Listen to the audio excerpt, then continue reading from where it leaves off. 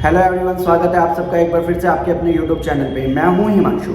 Guys, हम सबका dream होता है, हम सबका सपना होता है कि हम भी एक गवर्नमेंट जॉब करें। हम सबका सपना होता है कि हम भी सरकारी नौकरी करें और एक सरकारी कर्मचारी बने या गवर्नमेंट एम्प्लॉय बने और गवर्नमेंट ऑफिस में काम करें।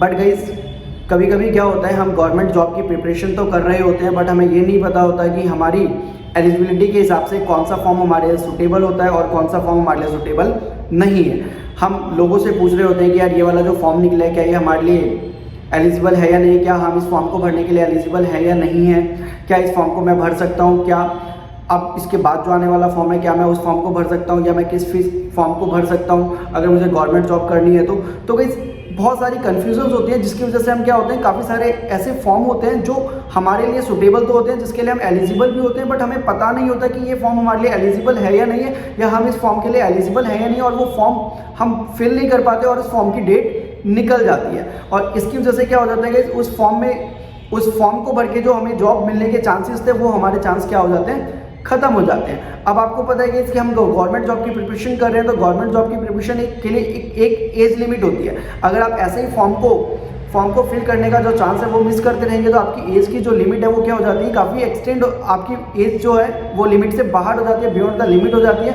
और फिर आप कोई भी फॉर्म भरने के काबिल नहीं रहते हैं। तो इस वजह से काफ़ी सारी जो प्रॉब्लम हम स्टूडेंट्स को फेस करनी पड़ती है, आप स्टूडेंट्स को फेस करनी पड़ती है जब आप गवर्नमेंट जॉब की प्रिपरेशन कर रहे होते हैं कि कौन सा फॉर्म हमारे लिए सूटेबल है, कौन सा फॉर्म हमारे लिए सूटेबल नहीं है। तो इन सभी प्रॉब्लम का, इन सभी कन्फ्यूजन का सॉल्यूशन लेके आया हूँ मैं आज इस वीडियो में। गाइस, अगर आप भी गवर्नमेंट जॉब का ड्रीम रखते हैं और आप भी गवर्नमेंट जॉब की प्रिपरेशन कर रहे हैं और आपको भी ये कन्फ्यूजन है कि कौन सा फॉर्म हमारे लिए सूटेबल है, कौन सा फॉर्म हमारे लिए सूटेबल नहीं है, कौन से फॉर्म के लिए हम एलिजिबल है, कौन से फॉर्म को फिल करने के लिए हम एलिजिबल नहीं है, तो गाइस ये वीडियो बिल्कुल आपके लिए बनाई जा रही है। गाइस, इस वीडियो में मैं बताऊंगा कि आप कौन कौन से फॉर्म को फिल कर सकते हैं, कौन कौन से फॉर्म के लिए आप एलिजिबल हैं, और ये सारी कन्फ्यूजन, जो भी कन्फ्यूजन आप अपनी लाइफ में फेस करते हैं गवर्नमेंट जॉब के फॉर्म को फिलिंग के लिए, सारी की सारी प्रॉब्लम मैं इस वीडियो में दूर करने वाला हूँ। तो गाइस आइए करते हैं गाइस आज की वीडियो स्टार्ट करने से पहले गाइस, अगर आप हमारे चैनल पर नए हैं या आपने अभी तक हमारे चैनल को सब्सक्राइब नहीं किया है तो प्लीज़ सब्सक्राइब का बटन जरूर दबा दीजिए और साथ में आ रहे बेल आइकन के बटन को जरूर दबा दीजिए ताकि आपको हमारी वीडियो की नोटिफिकेशन टाइम टू टाइम मिलती रहे। तो गाइस, जैसा कि मैंने आपको बताया कि अगर हम सबका सपना होता है कि गाइस हम सब गवर्नमेंट जॉब करें, कोई भी ऐसा नहीं है इंडिया में जिसका सपना नहीं होता कि वो गवर्नमेंट जॉब को करे। तो गाइस, गवर्नमेंट जॉब को करने के लिए हम प्रिपरेशन भी बहुत करते हैं, बट गाइस काफ़ी सारे स्टूडेंट्स ऐसे होते हैं जिनको ये पता नहीं होता कि यार कौन सा फॉर्म हमारे लिए सूटेबल है या किस फॉर्म के लिए मैं एलिजिबल है। तो गाइस, अगर मैं बात करूं कि गवर्नमेंट जॉब अगर आप लेना चाहते हैं तो गवर्नमेंट जॉब जो है, दो तरीके से हम गवर्नमेंट जॉब ले सकते हैं, दो लेवल पे, एक सेंट्रल लेवल पे और एक स्टेट लेवल पे, यानी कि दो लेवल पे हम गवर्नमेंट जॉब को ले सकते हैं, एक सेंट्रल लेवल पे और एक स्टेट लेवल पे।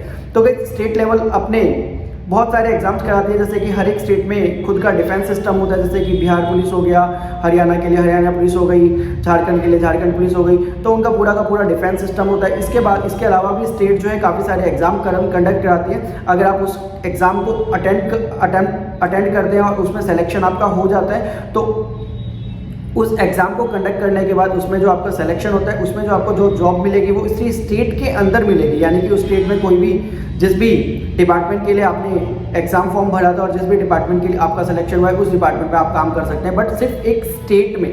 लेकिन दूसरा मैंने बताया, अगर आप गवर्नमेंट जॉब करते हैं तो सेंट्रल लेवल पे भी आप जॉब कर सकते हैं। तो सेंट्रल लेवल का मतलब क्या होता है कि सेंट्रल लेवल पे अगर आपको गवर्नमेंट जॉब मिलती है या सेंट्रल लेवल पे अगर आपका गवर्नमेंट जॉब में सिलेक्शन होता है, इसका मतलब क्या है, आप पूरी इंडिया में जॉब कर सकते हैं जहाँ पे भी आपको पोस्टिंग मिलती है, जहाँ पे भी आपका ट्रांसफ़र होता है, जहाँ के लिए भी आपका ज्वाइनिंग लेटर आता है, तो आप पूरी इंडिया में कहीं पे भी सेंट्रल लेवल में जॉब कर सकते हैं। अब बात करते हैं कि तो इस वीडियो में बताऊंगा स्टेट लेवल के लिए, गाइस मैं एक अलग से वीडियो बना दूंगा, बट इस वीडियो में बताने वाला हूं कि सेंट्रल लेवल में आप कौन कौन सी जॉब कर सकते हैं और सेंट्रल लेवल के लिए कौन कौन सी ऑर्गेनाइजेशन है जो सेंट्रल लेवल के लिए एग्जाम कंडक्ट कराती है और उन कौन कौन से एग्जाम को आप दे सकते हैं। तो अगर मैं बात करूँ सेंट्रल गवर्नमेंट जॉब की, यानी कि अगर आपको सेंट्रल लेवल पे गवर्नमेंट जॉब करनी है तो दो ही कमीशन है जो सेंट्रल लेवल पे एग्जाम कंडक्ट कराती है ताकि आप सेंट्रल गवर्नमेंट जॉब ले सकें। एक है गाइस यूपीएससी, यानी कि यूनियन पब्लिक सर्विस कमीशन, ये भी एक ऑर्गेनाइजेशन, और दूसरा ऑर्गेनाइजेशन है गाइस एसएससी, यानी कि स्टाफ सिलेक्शन कमीशन। ये दो ऑर्गेनाइजेशन है गाइस जो सेंट्रल गवर्नमेंट के लिए एग्जाम कंडक्ट कराती है और एम्प्लॉयज़ को रिक्रूट करती है ताकि वो गवर्नमेंट ऑफिस में काम कर सकें या हम गवर्नमेंट के लिए काम कर सके। तो गाइस यूपीएससी अपने आप में एक बहुत ज़्यादा वाइडर कॉन्सेप्ट है गाइस, इसके बारे में मैं किसी और वीडियो में बात करूंगा। अगर आपको इसके बारे में जानना है तो प्लीज़ कमेंट सेक्शन में कमेंट करिएगा, मैं इसके बारे में यूपीएससी के ऊपर भी एक पर्टिकुलर इंडिविजुअल वीडियो बना दूंगा। बट गाइस आज की इस वीडियो में बात करने वाला हूँ स्टाफ सिलेक्शन कमीशन यानी कि एसएससी के बारे में, कि एसएससी क्या है, एसएससी कौन कौन से एग्जाम कंडक्ट कराती है, एसएससी की क्या रिस्पॉन्सिबिलिटी है, एसएससी का एग्जाम कौन दे सकता है, एसएससी के लिए क्या एज लिमिट होती है, एसएससी के लिए क्या क्वालिफिकेशन चाहिए, एसएससी का एग्जाम देने के बाद अगर हमारा सिलेक्शन हो जाता है तो जॉब लगने के बाद हमारी क्या सैलरी होगी, ये सब कुछ एसएससी के बारे में मैं इस वीडियो में डिटेल से बताने वाला हूँ। गाइस आपने अपने आसपास सुना होगा काफ़ी सारे स्टूडेंट से या काफ़ी सारे कैंडिडेट से कि यार आज मेरा एसएससी का एग्जाम था, कल मेरा एसएससी का एग्जाम है। तो गाइस काफ़ी सारे जो बच्चे गवर्नमेंट जॉब के बारे में, गवर्नमेंट जॉब के लिए ट्रेनिंग कर रहे हैं, गवर्नमेंट जॉब की तैयारी कर रहे हैं, उन सबकी प्रेफरेंस सबसे पहले क्या होती है एसएससी के बारे में। और एसएससी जो है काफ़ी यूनिक, एसएससी जो है गाइस यूनिफॉर्मली वर्ड है, यानी कि काफ़ी हम सब ने सुना है एसएससी के बारे में, बट गाइस एसएससी के बारे में हमने सुना तो सब ने है, बट उसके बारे में कंप्लीट इन्फॉर्मेशन हमारे पास नहीं होती, क्योंकि एसएससी भी गाइस सिर्फ एक या दो एग्जाम नहीं कंडक्ट नहीं करती, वो काफ़ी सारे एग्जाम कंडक्ट करती है और अलग अलग एलिजिबिलिटी के हिसाब से कंडक्ट करती है। तो हमें ये पता होना चाहिए कि एसएससी का फॉर्म तो हम भर सकते हैं, बट कौन सा फॉर्म हमें किस टाइम पे हमें भरना चाहिए, या किस एसएससी के कौन से फॉर्म को भरने के लिए हम एलिजिबल हैं और कौन से फॉर्म को भरने के लिए हम एलिजिबल नहीं है। तो इस वीडियो में सारी चीज़ मैं डिटेल से बताने वाला हूँ। पहले बात करते हैं कि एसएससी होता क्या है। तो गाइस एसएससी का मतलब क्या है गाइस, स्टाफ सिलेक्शन कमीशन। नाम से ही पता चल रहा है कि ये क्या करती है, स्टाफ को सेलेक्ट करती है, यानी कि स्टाफ को रिक्रूट करती है। SSC stands for guys staff selection commission, जिसको हिंदी में हम बोलते हैं गाइस कर्मचारी चयन आयोग, यानी कि ये एक आयोग है जो सेंट्रल गवर्नमेंट के द्वारा बनाई गई थी गाइस 4 नवंबर 1975 को। और जब ये बनाई गई थी तो इसका जो नाम था गाइस वो था सब ऑर्डिनेट सर्विस कमीशन, यानी कि अधीनस्थ सेवा आयोग। तो गाइस इसका जो जब ये बनाया गया था तो इसको बनाने के टाइम पे सरकार का जो उद्देश्य था, सरकार का एक ही मोटो था कि ये जो ऑर्गेनाइजेशन है, ये ऑर्गेनाइजेशन हमारे लिए यानी कि सेंट्रल गवर्नमेंट के लिए एम्प्लॉयज़ को रिक्रूट करे, एग्जाम वगैरह कंडक्ट कराए और एम्प्लॉयज़ को रिक्रूट करे, किसके लिए गई, सेंट्रल गवर्नमेंट के लिए। तो गई जब ये बनाया गया 4 नवंबर 1975 को, तो इसका नाम था गई सब ऑर्डिनेट सर्विस कमीशन, यानी कि अधीनस्थ सेवा आयोग। बट 26 सितंबर 1977 यानी कि 26 सितंबर 1977 में इसका नाम चेंज कर दिया गया, और नाम चेंज करके गाइस इसका नाम रखा गया स्टाफ सिलेक्शन कमीशन, यानी कि स्टार्टिंग में जो इसका नाम था सब ऑर्डिनेट सर्विस कमीशन वो अब चेंज हो गया है और इसका नाम क्या कर दिया गया, कब, स्टाफ सिलेक्शन कमीशन। तो अब इसको स्टाफ सिलेक्शन कमीशन के नाम से जाना जाता है। एसएससी गाइस सेंट्रल गवर्नमेंट के लिए एम्प्लॉयज़ को रिक्रूट करती है, ये तो हमने जान लिया। बट गाइस एसएससी किस डिपार्टमेंट के अंदर आती है, अगर मैं बात करूँ तो एसएससी जो है गाइस वो डीओपीटी डिपार्टमेंट के अंदर आती है। डीओपीटी डिपार्टमेंट का मतलब है guys department of personal and training, यानी कि अगर हिंदी में बात करूँ कार्मिक एवं प्रशिक्षण विभाग, यानी कि जो एसएससी है वो department of personal and training के अंदर आती है, और जिसका काम क्या होता है गाइस, एग्जाम को कंडक्ट कराना और एम्प्लॉयज़ को रिक्रूट करना सेंट्रल गवर्नमेंट के लिए। एसएससी में गाइस एक चेयरमैन होता है, 2 कंट्रोलर होते हैं जो एग्जाम को कंट्रोल करते हैं। अभी के टाइम पे अगर मैं बात करूँ गाइस एसएससी के जो चेयरमैन है उनका नाम है ब्रज मोहन शर्मा। ये यूपीएससी के पहले फॉर्मर सेक्रेटरी रह चुके हैं। इन्होंने जो एसएससी के चेयरमैन की रिस्पॉन्सिबिलिटी ली है, या एसएससी के चेयरमैन की जो इन्होंने पदभार संभाला है वो 9 दिसंबर 2015 को संभाला है, और अभी भी करंट में वो एसएससी के चेयरमैन हैं। Sorry guys. अब बात करते हैं गाइस एसएससी किस चीज़ के लिए रिस्पॉन्सिबल है। तो गाइस एसएससी जो है गाइस वो ग्रुप बी और ग्रुप सी पोस्ट के लिए एग्जाम कंडक्ट कराती है और एम्प्लॉयज़ को रिक्रूट करती है सेंट्रल गवर्नमेंट के लिए, ताकि हम उस एग्ज़ाम को पास करें और सेंट्रल गवर्नमेंट ऑफिस में काम कर सकें। अब गाइस एम्प्लॉयज़ को रिक्रूट करने के लिए एसएससी अलग अलग इंटरवल पे, यानी कि थोड़े टाइम के बाद अलग अलग एग्ज़ाम कंडक्ट कराती है।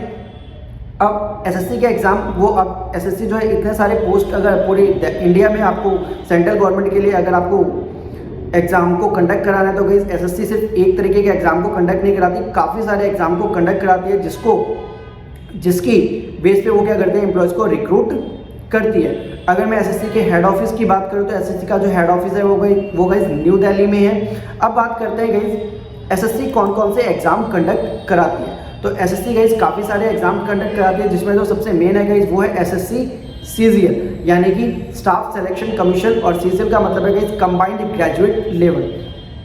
सेकंड एग्जाम है गाइज एसएससी सीएचएसएल यानी कि combined higher secondary level exam.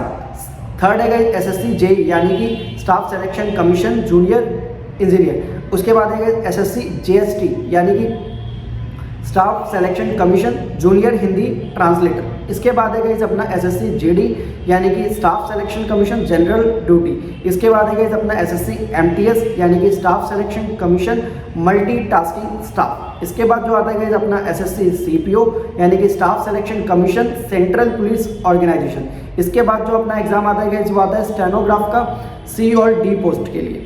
तो गाइज ये सारे एग्जाम जो है एसएससी कंडक्ट कराती है, और हर एक एग्जाम के लिए अलग अलग एलिजिबिलिटी होती है, अलग अलग क्वालिफिकेशंस होती हैं, अलग अलग एज लिमिट होती है। तो गाइज मैं बात करता हूँ गाइज कि कौन से एग्जाम के लिए क्या एलिजिबिलिटी होती है, यानी कि क्या मिनिमम क्वालिफिकेशन होनी चाहिए ताकि आप उस एग्जाम को कंडक्ट कर सकें या उस एग्जाम को आप अटेंड कर सकें। तो गाइज अगर मैं बात करूं, स्क्रीन पे आप देख पा रहे हैं गाइज कि मैंने एक साइड में एग्जाम लिखे हुए एक कॉलम में और दूसरे कॉलम में एलिजिबिलिटी लिखी है। तो अगर मैं पहले बात करूंगी एसएससी सीजीएल के एग्जाम की, तो इसके लिए आपको कम से कम ग्रेजुएशन का आपके पास ग्रेजुएशन की डिग्री होना बहुत ज़रूरी है। ग्रेजुएशन मतलब बैचलर की डिग्री होना ज़रूरी है गाइज। अब वो बैचलर की डिग्री किसी भी स्ट्रीम से हो सकती है, bachelor of commerce, bachelor of arts, मतलब ग्रेजुएशन की डिग्री होनी चाहिए, चाहे वो किसी भी स्ट्रीम से हो, वो मैटर नहीं करता। बट आपके पास अगर आपको सीजीएल का एग्जाम देना है तो आपके पास ग्रेजुएशन की डिग्री होनी बहुत ज़रूरी है। दूसरे एग्जाम की बात करोगे एसएससी सीएचएसएल की, तो इसके लिए आपके पास आपका 12th पास आउट होना बहुत ज़रूरी है या फिर इंटर पास आउट होना बहुत ज़रूरी है। 12th पास आउट अगर आप हैं तो गाइस आप सीएचएसएल का एग्जाम दे सकते हैं। इसके बाद अगर मैं बात करूं एसएससी जेईई की, तो इसके लिए आपको गाइस 10th पास होना चाहिए और आपके पास इंजीनियरिंग का डिप्लोमा होना बहुत ज़रूरी है। अगर आप जेईई का एग्जाम देना चाहते हैं तो आपके पास डिप्लोमा होना बहुत ज़रूरी है इंजीनियरिंग का। अगर आपके पास डिप्लोमा नहीं है तो आप इस एग्जाम को अटेंड नहीं कर सकते। अगर आपको जेईई का एग्जाम देना है तो आपको गाइस इंजीनियरिंग का डिप्लोमा होना बहुत ज़रूरी है। इसके बाद बात करते हैं कि एसएससी जीडी जो है गाइस, इसके लिए आपके पास आपका जो क्वालिफिकेशन होना चाहिए वो 10th पास या मैट्रिक पास का होना चाहिए। अगर आप 10th पास स्टूडेंट हैं या मैट्रिक पास स्टूडेंट है तो आप एसएससी जीडी का एग्जाम दे सकते हैं। इसके बाद होता है कि एसएससी एमटीएस, इसके लिए भी गाइस सेम एलिजिबिलिटी है, यानी कि अगर आप 10th पास स्टूडेंट है या आपके पास आप मैट्रिक पास स्टूडेंट तो आप एमटीएस का एग्जाम दे सकते हैं। तो गाइस सबसे कम क्वालिफिकेशन जो होती है एसएससी वो जीडी और एमटीएस की होती है। जीडी और एमटीएस की जो क्वालिफिकेशन है, एसएससी जो जीडी और एमटीएस के लिए एग्जाम कंडक्ट कराती है, इसकी जो क्वालिफिकेशन है वो 10th पास क्वालिफिकेशन है, यानी कि सबसे कम क्वालिफिकेशन जो है एसएससी के लिए वो यही है गाइस 10th पास। इसके बाद मैं बात करूँगा एसएससी सीपीओ के लिए, इसके लिए आपके पास ग्रेजुएशन का होना बहुत ज़रूरी है गाइस। ग्रेजुएशन आप किसी भी स्ट्रीम से हो वो मैटर नहीं करता गाइस, बट आपके पास बैचलर की डिग्री होनी बहुत ज़रूरी है। इसके बाद गाइस आप स्टेनोग्राफ सी और डी ग्रुप के लिए फॉर्म भर सकते हैं। इसके लिए आपके पास 12th और इंटर पास का सर्टिफिकेट होना बहुत ज़रूरी है। And last guys SSC GST यानी कि जूनियर हिंदी ट्रांसलेटर, इसके लिए अगर आप इसका एग्जाम देना चाहते हैं तो इसके लिए आप पोस्ट ग्रेजुएशन होना ज़रूरी है आपके पास, जिसपे आपको हिंदी और इंग्लिश, और पोस्ट ग्रेजुएशन के लिए भी गाइस आपके पास हिंदी और इंग्लिश सब्जेक्ट जो होना चाहिए वो एकेडमिक्स में आपके होने चाहिए। यानी कि अगर आपने पोस्ट ग्रेजुएशन की है बट आपके एकेडमिक्स में अगर हिंदी और इंग्लिश सब्जेक्ट नहीं है तो फिर आप जीएसटी के लिए अप्लाई नहीं कर सकते हैं। अब बात करते हैं गाइस एज रिलैक्सेशन की कि किस एग्जाम के लिए क्या एज की लिमिट है गाइस। तो सबसे पहले अगर मैं बात करूं एसएससी सीजीएल के रिगार्डिंग, तो गाइस एसएससी सीजीएल के अगर रिगार्ड करूं, अगर आप जनरल कैटेगरी से हैं तो आपकी जो एज होनी चाहिए वो 18 से 30 साल होनी चाहिए। अगर आप ओबीसी से हैं गाइस तो उसमें 3 साल आपका एक्सटेंड हो जाता है, यानी कि अगर आप सीजीएल का फॉर्म भर रहे हैं तो आपकी जो एज होनी चाहिए वो 18 से 33 साल होनी चाहिए। और अगर आप एससी या एसटी कैटेगरी से हैं तो आपकी जो एज होनी चाहिए वो 18 से 35 साल होनी चाहिए। बट अगर आप एक हैंडीकैप पर्सन है गाइस तो इसमें जो रिलैक्शन होता है जनरल कैटेगरी वालों को वो 10 साल का होता है, यानी कि जो 30 साल के लिए जनरल कैटेगरी में 10 साल आप ऐड कर दीजिए 40 साल।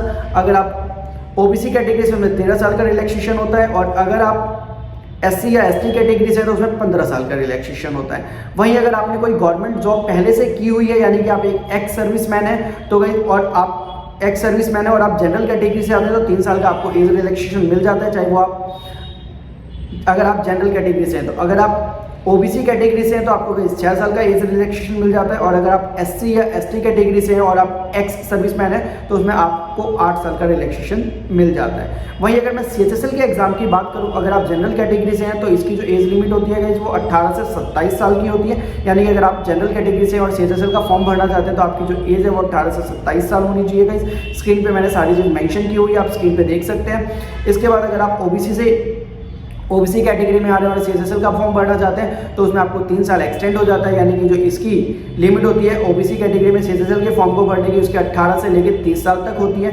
उसके बाद अगर आप एससी या एसटी कैटेगरी से उसमें 5 साल का एक्सटेंशन मिल जाता है। यानी कि 18 से लेकर 32 साल तक आप सीएचएसएल का फॉर्म भर सकते हैं अगर आप एससी या एसटी कैटेगरी से आते हैं तो। अगर आप एक हैंडीकैप पर्सन है तो वही गाइस, अगर आप जनरल कैटेगरी से 10 साल का एक्सटेंशन, अगर आप ओबीसी कैटेगरी से हैं तो गाइस 13 साल का एक्सटेंशन, और अगर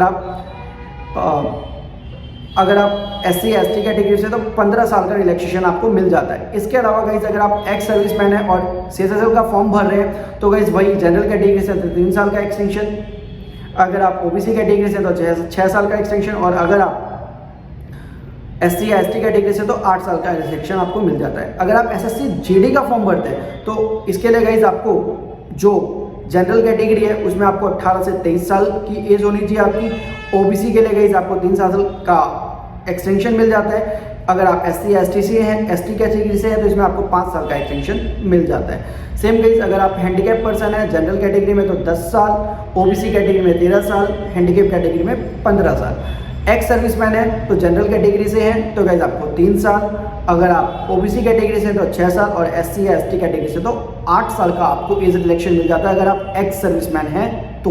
इसके बाद अगर मैं बात करूं एसएससी एमटीएस के एग्जाम की गाइस तो इसकी जो एज होनी चाहिए, अगर आप जनरल कैटेगरी से तो 18 से 25 साल, अगर आप ओबीसी कैटेगरी से तो इसमें गाइस 3 साल ऐड कर दीजिए, अगर आप एससी या एसटी कैटेगरी से तो जो 18 से 25 साल में आप 5 साल ऐड कर दीजिए।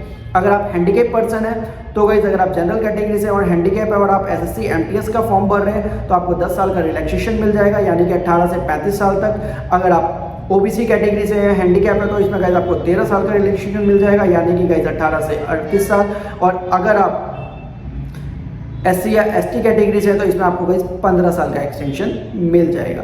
अगर आप एक्स सर्विसमैन है और एमटीएस का फॉर्म भर रहे हैं, यानी कि एक्स सर्विसमैन मतलब अगर आपने पहले कोई गवर्नमेंट जॉब की हुई है और आप एमटीएस का फॉर्म भर रहे हैं और आप जनरल कैटेगरी से तो 3 साल का आपको रिलैक्सेशन मिल जाएगा। अगर आप ओबीसी कैटेगरी से 6 साल का एक्सटेंशन मिल जाएगा, और अगर आप एससी या एसटी कैटेगरी से तो आपको 8 साल का एक्सटेंशन मिल जाएगा। सेम गाइस सीपीओ की अगर मैं बात करूं, अगर आप सीपीओ का फॉर्म भरें, इसकी जो एज लिमिट होती है जनरल कैटेगरी के लिए 20 से 25 साल, ओबीसी के लिए आपको गाइस 3 साल का एक्सटेंशन, एससी या एसटी के लिए आपको 5 साल का एक्सटेंशन।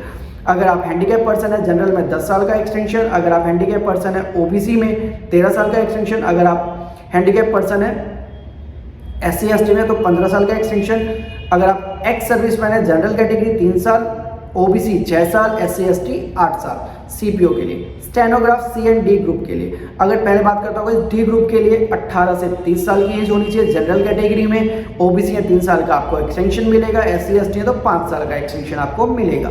इसके बाद हैंडीकैप पर्सन है तो 10 साल का एक्सटेंशन, जनरल कैटेगरी से अगर बिलोंग करते हैं, ओबीसी कैटेगरी से बिलोंग करते हैं 13 साल का एक्सटेंशन, एससी एसटी कैटेगरी से बिलोंग करते हैं, हैंडीकैप है तो 15 साल का एक्सटेंशन। एक्स सर्विसमैन है तो वही गाइस जनरल के लिए 3 साल, ओबीसी के लिए 6 साल, एससी एसटी के लिए 8 साल का एक्सटेंशन मिल जाएगा। स्टेनोग्राफ के लिए ग्रुप डी के लिए वही अगर मैं ग्रुप सी की बात करूँ गाइस तो जनरल कैटेगरी से तो 18 से 27 साल की उम्र आपकी होनी चाहिए। अगर आप स्टेनोग्राफ ग्रुप सी पोस्ट के लिए फॉर्म भरें तो जनरल कैटेगरी 18 से 27 साल, ओबीसी है तो 3 साल का एक्सटेंशन मिलेगा, एससी एसटी तो 5 साल का एक्सटेंशन मिल जाएगा। हैंडीकैप पर्सन है तो 5-10 साल जनरल में, अगर आप एससी ओबीसी से 13 साल का एक्सटेंशन मिल जाएगा, एससी एसटी में तो 15 साल का एक्सटेंशन मिल जाएगा।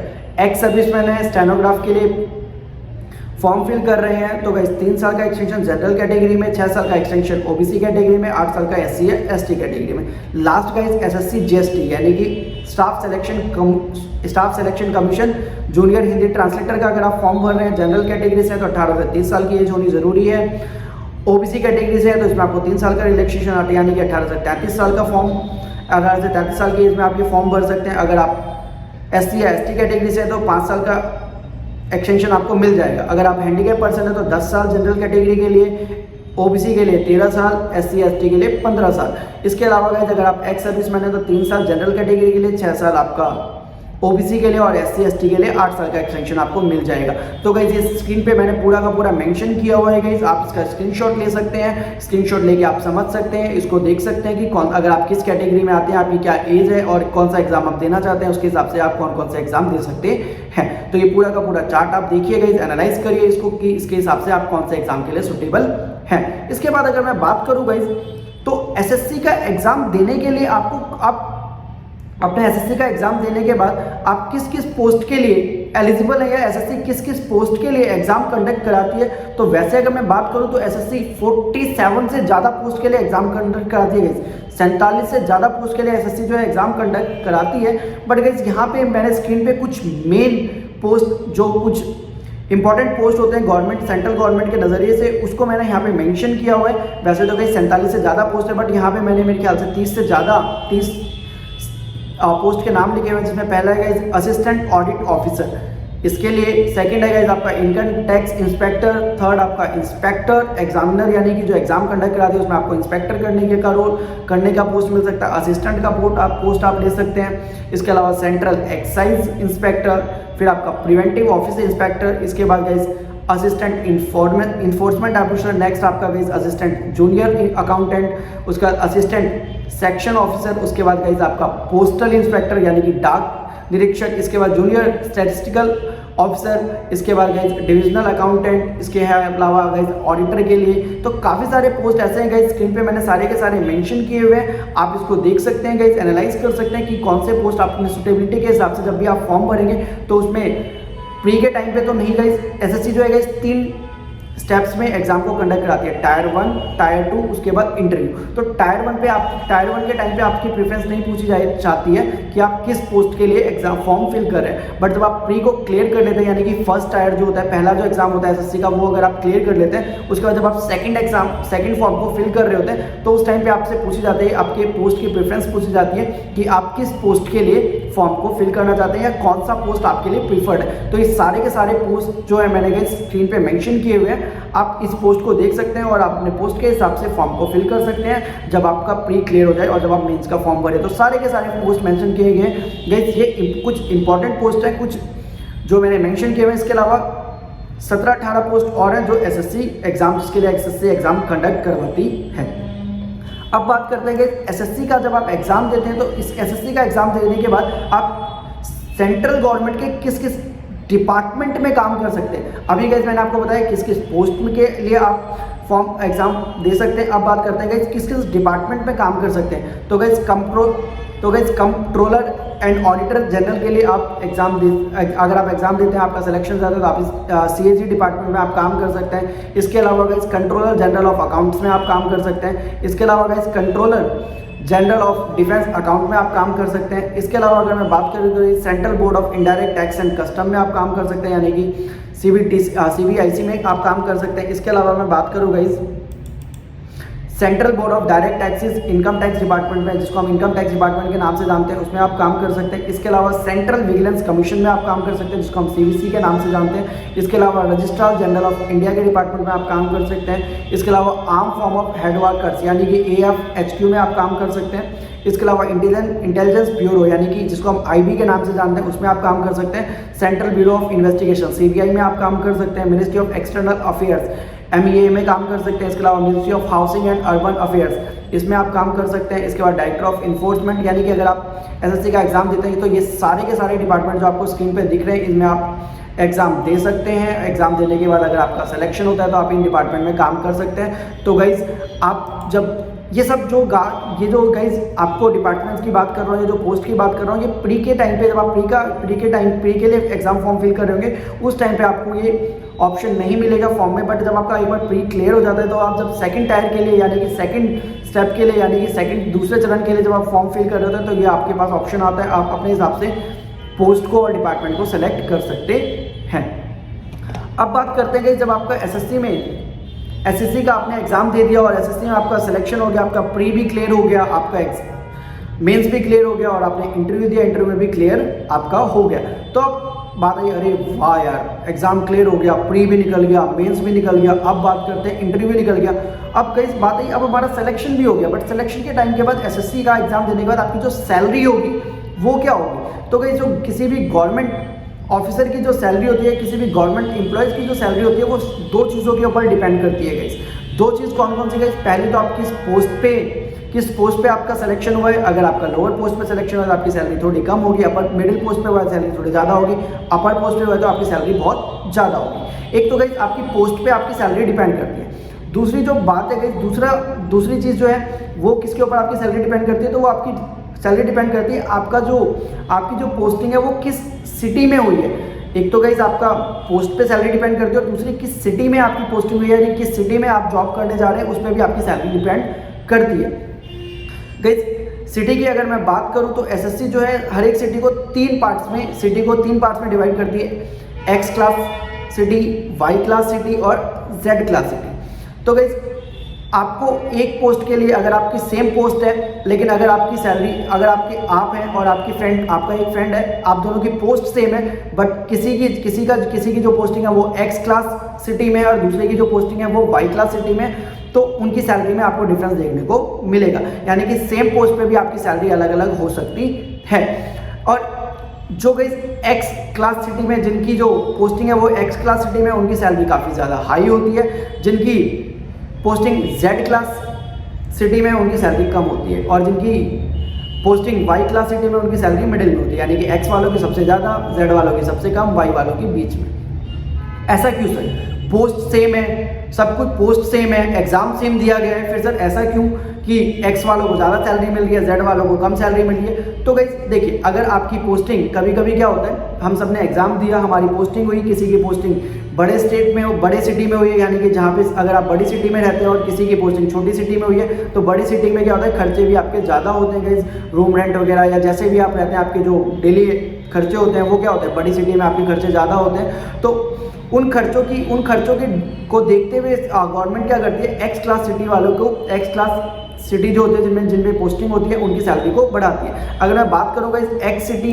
इसके अंदर एक्स सिटीज़ यानी कि एक्स क्लास सिटीज़ की, तो इसके अंदर कौन कौन सी सिटीज़ आती है, तो मुंबई, कोलकाता, हैदराबाद, दिल्ली, चेन्नई, बैंगलोर, अहमदाबाद। ये गाइस आपके 7 सिटीज़ है जो एक्स क्लास सिटीज़ में आती है। यानी कि अगर आपकी पोस्टिंग इन सिटीज़ के अंदर होती है तो आपकी सैलरी सबसे ज़्यादा होगी। अगर आप वाई सिटीज़ की बात करो तो एक्स सिटीज़ के बाद आता है वाई क्लास सिटीज़, यानी कि अगर आपकी इनमें पोस्टिंग हुई है तो एक्स क्लास वालों से थोड़ी सी आपकी सैलरी कम होगी। इसमें काफ़ी सारी सिटीज़ आती हैं, इलाहाबाद, अमृतसर, भोपाल, कानपुर, नागपुर, लखनऊ, पटना, फरीदाबाद, वाराणसी, आगरा, मेरठ, पुणे, सूरत, जयपुर, विशाखापट्टनम, विजयवाड़ा, कोची, मदुरई, कोयम्बटूर, वायनाड, त्रिवेंद्रम, राजकोट, वडोदरा, लुधियाना, जबलपुर, जमशेदपुर, काफ़ी सारे गाइस ये मैंने स्क्रीन पे मेंशन किए हुए हैं, आप ये देख सकते हैं गाइस वाई सिटीज़ के नाम की कौन कौन सी सिटीज़ के लिए आपको कौन कौन सी सिटीज़ हैं गाइस वाई सिटीज़ में। और बाकी एक्स सिटीज़ और वाई सिटीज़ को छोड़ के जितनी भी सिटीज़ बच गई वो गाइस जेड क्लास सिटीज़ में आती हैं। और अगर आपकी पोस्टिंग जेड क्लास सिटी में होती है तो आपको एक्स और वाई के कंपेरिजन में थोड़ी सी कम सैलरी आपको मिलेगी। तो गाइस ये सारे के सारे मैंने एसएससी के बारे में जो भी आपका मेन डाउट्स होते हैं स्टूडेंट्स के, वो सारे के सारे बता दिए कि उनके कौन से फॉर्म के लिए क्या एलिजिबिलिटी होती है, क्या मिनिमम क्वालिफिकेशन होनी चाहिए, क्या एज रिलैक्सेशन है, और तीसरा आपका मैंने बता दिया कि किस डिपार्टमेंट में हम कर सकते हैं। एसएससी जो एग्जाम कंडक्ट कराती है वो कौन से पोस्ट के लिए कराती है। अब गाइस जो अलग अलग एग्जाम कंडक्ट कराती है वो जैसे मैंने आपको बताया CGL, CHSL, JH, CPO, इनके रिगार्डिंग अगर आप कोई भी किसी भी पर्टिकुलर एग्जाम के बारे में अगर आप प्रॉपरली डिटेल में जानना चाहते हैं तो गाइस प्लीज़ कमेंट सेक्शन में कमेंट करिएगा, मैं उस एग्जाम के बारे में कंप्लीट डिटेल एक वीडियो आपके सामने ले आऊँगा। अगर आप CGL के बारे में जानना चाहते हैं तो प्लीज़ गाइस कमेंट सेक्शन में कमेंट करिए, मैं CGL के बारे में वीडियो बनाऊंगा। अगर आप CHSL के बारे में जानना चाहते हैं CHSL के बारे में कमेंट करिए, CHSL के बारे में वीडियो, मतलब काफ़ी सारे जो वेरियस एग्जाम्स हैं गाइस, इनमें से कोई भी एग्जाम के बारे में अगर आप प्रॉपरली जिस तरीके से मैंने SSC के बारे में बताया पूरा कंप्लीट, ऐसे ही आप एसएससी के पर्टिकुलर एग्जाम के बारे में अगर कंप्लीट इन्फॉर्मेशन चाहते हैं तो प्लीज़ गाइज कमेंट सेक्शन में कमेंट करिएगा, मैं उसी पर्टिकुलर एग्जाम के बारे में इन्फॉर्मेशन आपको दूंगा अपनी नेक्स्ट वीडियो में। तब तक के लिए गाइज इन चीज़ों को एनालाइज करिए और अपने डाउट्स को क्लियर करिए, अपनी कंफ्यूजन को दूर करिए। अब आपको पूछने की जरूरत नहीं है अपने फ्रेंड से कि कौन सा एसएससी का कौन सा फॉर्म आपके लिए एलिजिबल है, एसएससी के किस फॉर्म के लिए आप एलिजिबल है, एसएससी का कौन सा फॉर्म आप फिल कर सकते हैं और कौन सा फॉर्म आप फिल नहीं कर सकते। इवन अब आप इस काबिल हो गए कि आप दूसरों को बता सकते हैं अरे यार ये वाला फॉर्म तेरे लिए है और ये वाला फॉर्म आपके लिए नहीं है। फिर भी कोई अगर गाइस डाउट रहता है इस वीडियो को देखने के बाद भी तो प्लीज़ कमेंट सेक्शन में कमेंट करिएगा, मैं आपके डाउट को क्लियर करने की पूरी कोशिश करूँगा। तब तक के लिए गाइस वीडियो को अगर अच्छी लगी आपको वीडियो प्लीज़ अपने फ्रेंड के साथ भी शेयर करिएगा ताकि उनको भी इसका फ़ायदा मिल सके। तब तक के लिए गाइस इस वीडियो को देखिए, एनालाइज करिए, फॉर्म को फिल करिए और एसएससी का अगर आपने फॉर्म भरा हुआ है, जैसे अभी आप एसएससी सीजीएल के फॉर्म आए हुए हैं, तो एसएससी सीजीएल का अगर आपने फॉर्म भरा हुआ है तो उसकी प्रिपरेशन करिए। प्रिपरेशन करने के रिगार्डिंग कोई हेल्प चाहिए तो प्लीज़ मुझसे कॉन्टैक्ट करिए गाइस, मेरा नंबर डिस्क्रिप्शन पर दिया गया है। इसके अलावा गाइस आप मुझे ईमेल आईडी पे कर सकते हैं, ईमेल कर सकते हैं, मैं आपकी पूरी हेल्प करूँगा। अगर आप कोचिंग लेना चाहते हैं तो हमारी कोचिंग में आ सकते हैं, कोचिंग को ज्वाइन कर सकते हैं। तब तक के लिए guys thanks for the watching guys, have a nice day.